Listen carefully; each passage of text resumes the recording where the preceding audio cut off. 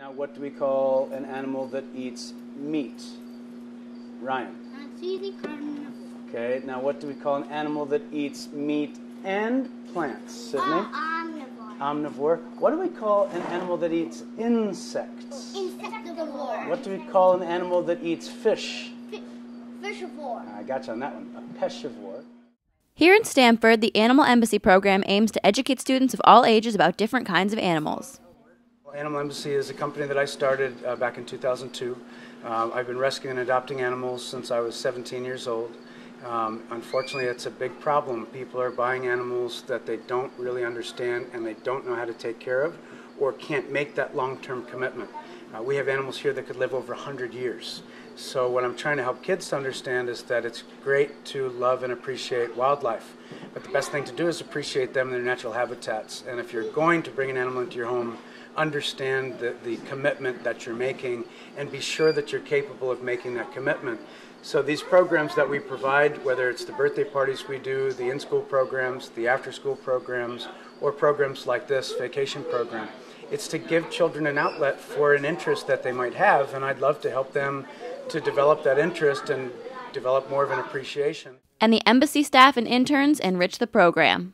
I always wanted to work with animals, and not only animals, but just also wanted to also teach. So the education part of this is awesome for me, and I, would one day like to be a teacher, especially for the science field. So this helps tremendously because, I get a ton of people of all different ages coming through that door every day here at the exhibit. I go out and do programs with kids of all different ages, so I'm getting a lot of experiences. I've had people from the ages of 35 to 5, come back and remember me and want to talk to me, and every single person's different. I get to relay the message of these animals and information about them and their stories, to every single person. Well, I really love animals. I've always had a lot of pets when I was younger, and I want to do something good for the environment and good for these animals. And all the animals here are rescued, so I think that's really great, and I want to be a part of that. I clean a lot of the animal cages. I feed some of the animals, except for the snakes and tarantulas and stuff like that, until I'm trained to handle them.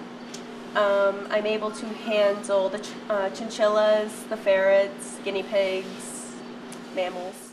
This week, for spring break, Evers has been holding a variety of information sessions for students who seek a little more to do.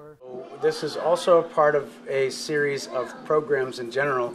We started with Budding Zoologist. This is the next in the series called Budding Ecologist, and then this summer we've got Budding Naturalist.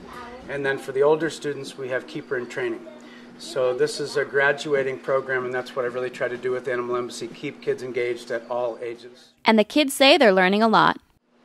We put the duck in a duck pen, and we looked for salamanders. We went to the vernal pool. We brought a duck, and it walked around. We let a salamander go, and the duck tried to fly away. I just like them because they're cute and they're nice and they're never ever nasty or anything. They just, if they hurt you, it's only because they're scared.